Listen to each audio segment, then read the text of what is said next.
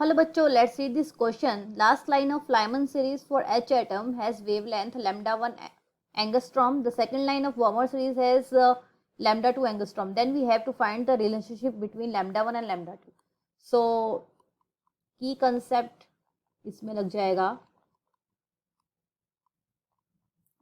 Lyman series और आपकी Balmer series. तो देखिए, अब क्वेश्चन में बोला गया है कि last line of Lyman series में आपका ट्रांजिशन रहता है n1 इज इक्वल टू 1 तक. अब लास्ट सीरीज है तो हमारी जो सेकेंड एनर्जी लेवल रहेगा that is infinite, means infinite से इलेक्ट्रॉन n1 यानी कि 1 में आ रहा है, फर्स्ट ग्राउंड स्टेट में आ रहा है. ठीक है, तो ये आपकी लास्ट हो गई. लास्ट क्यों है? क्योंकि ये आपकी इनफाइनाइट से इलेक्ट्रॉन वापस आ रहा है. तो ये लास्ट लाइन ऑफ ये हो गई आपकी लाइमन सीरीज. और इसके लिए ये जो रेडिएशन एमिट कर रहा है, ये जब n2 is equal to infinity से फर्स्ट ग्राउंड लेवल में आ रहा है, तो ये जो रेडिएशन एमिट कर रहा है इसकी जो वेवलेंथ दी है वो λ1 दी है, वो भी एंगस्ट्रॉम में. दूसरा इन्होंने क्या केस दिया है, हमारे पास बामर सीरीज का केस दिया है. ठीक है, बामर सीरीज में जो आपकी ट्रांजिशन रहता है हायर लेवल से ग्राउंड लेवल, वो हमेशा रहता है सेकंड.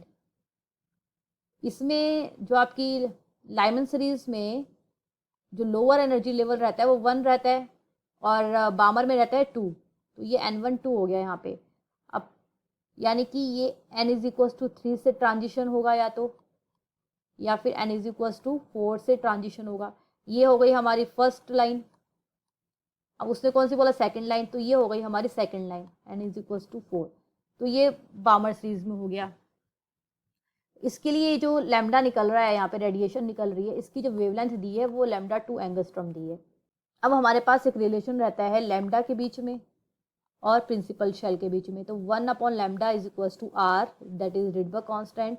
यहाँ पे z square that is atomic number, 1 upon n1 square minus 1 upon n2 square. हमेशा याद रखिए n2 जो होगा वो ग्रेटर देन होगा n1 से. तो हमारा लाइमन सीरीज में n2 इन्फिनिटी है और बामर सीरीज में n2 क्या है? 4 है. तो अब इस फॉर्मूला में पुट करते हैं.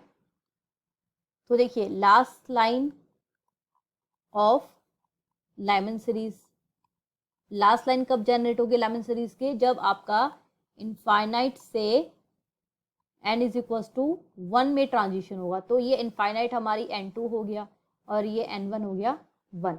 तो 1 अपॉन लैम्डा 1 हमें दिया हुआ है वेवलेंथ r.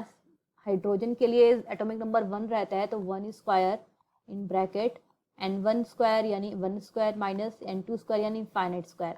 अब 1 अपॉन इनफाइनाइट की वैल्यू कितनी रहती है? हमेशा याद रखिए 0 रहती है.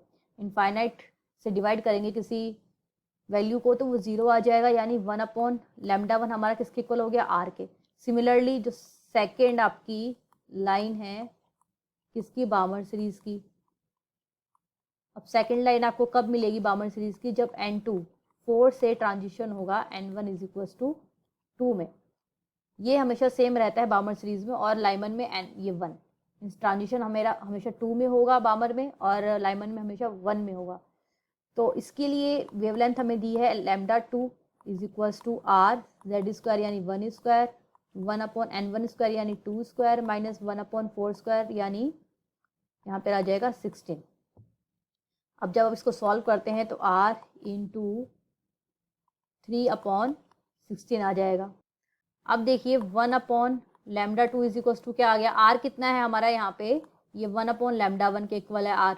तो 1 अपॉन लैम्डा 1 कर दिया इंटू 3 अपॉन 16. अब मैं इसको रीअरेंज कर दूँ अगर, तो 16 upon lambda 2 is equal to 3 upon lambda 1 ऐसा भी लिख सकते हैं. तो ये हमारा एक रिलेशन आ गया है लैम्डा 2 और लैम्डा 1 के बीच में. तो ऑप्शन चेक करते हैं. तो ऑप्शन क्या होगा हमारा? बी इसका राइट आंसर होगा. I hope you understood it well. Best of luck.